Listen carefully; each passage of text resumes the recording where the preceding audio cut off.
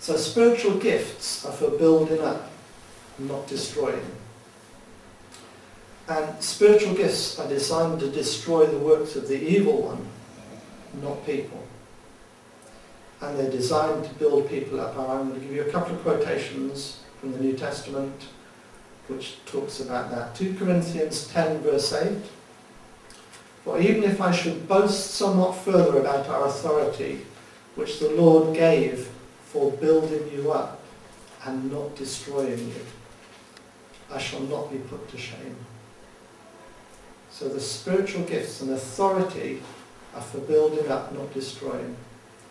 And 1 Corinthians 12 verse 7, but to each one is given the manifestation of the Spirit for the common good.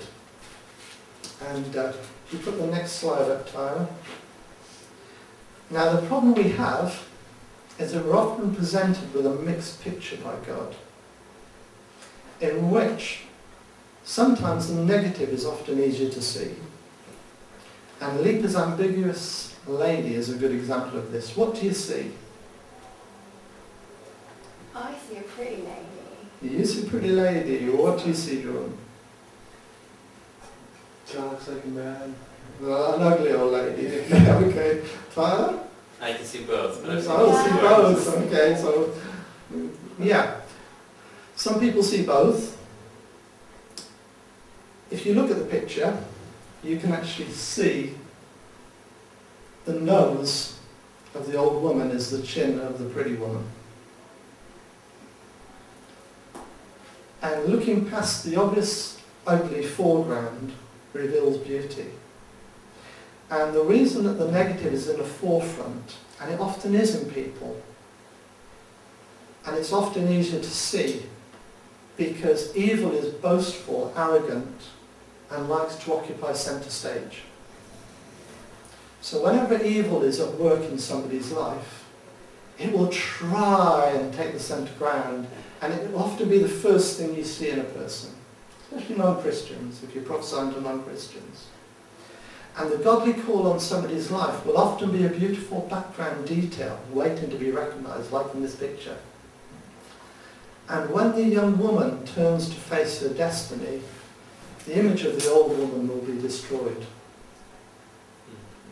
And that's true in the prophetic. When you call into somebody's life, the beauty and the call that God has put on their lives, when they actually turn and they face that and they come towards that, that will actually destroy a lot of the ugly in people and a lot of the evil in people. Right. We have a drink.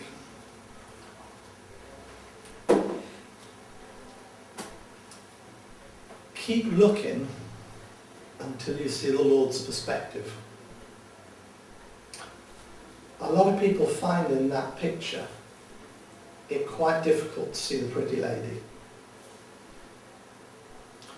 I'm glad you saw it first, Laura. You see, God will often allow you to see the negative in a person or a situation first. And it's quite important to understand that that's for you and not them.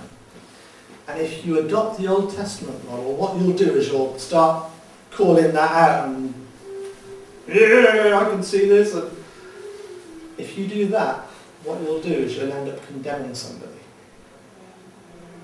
And it's essential that you don't speak this out to them, but you seek God for the positive, and it's often the opposite of what you see, in order to minister that to them. And a scriptural example of this is in Daniel 7. I don't know if you've read much of Daniel, but Daniel can be quite a scary book. And in Daniel 7 he has dreams and visions.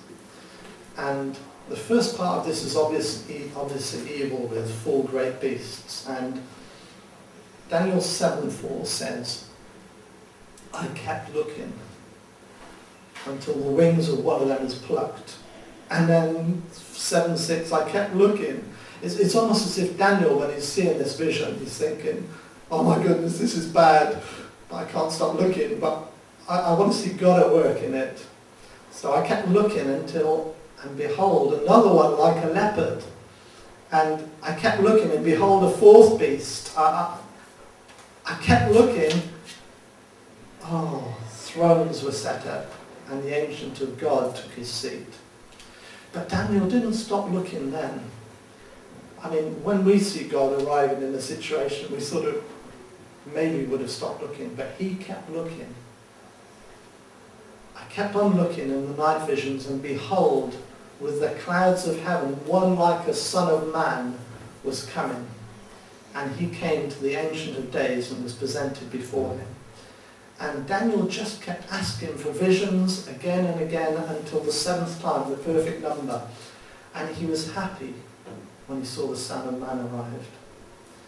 And that's a really good prophetic principle to actually adopt, is to keep on looking, and if necessary, look again and ask again until you can see Jesus moving in the situation in someone's life.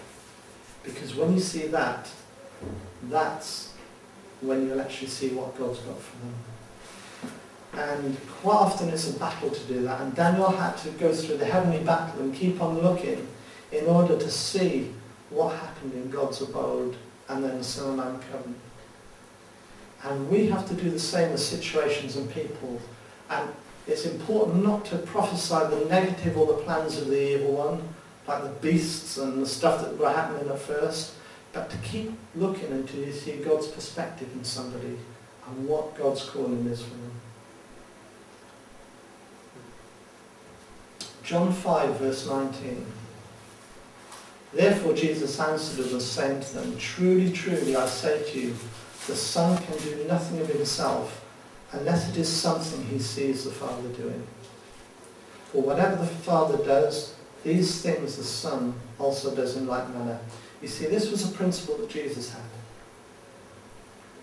He wouldn't do anything unless he saw God doing it. And when he saw God moving in a situation, that's when he joined in. And that's one of the reasons why Jesus was so successful. And Isaiah 55:8-9, it says, for my thoughts are not your thoughts, neither are my ways your ways, declare the Lord. For as the heaven is higher than the earth, so are my ways higher than your ways, and my thoughts than your thoughts. But Jesus took that Old Testament and made it possible. You see, it wasn't possible for Isaiah necessarily to act in that way. But when Jesus came, he could, and he shows us the way to do that. And as I say, tonight we'll go into more detail about how to do that.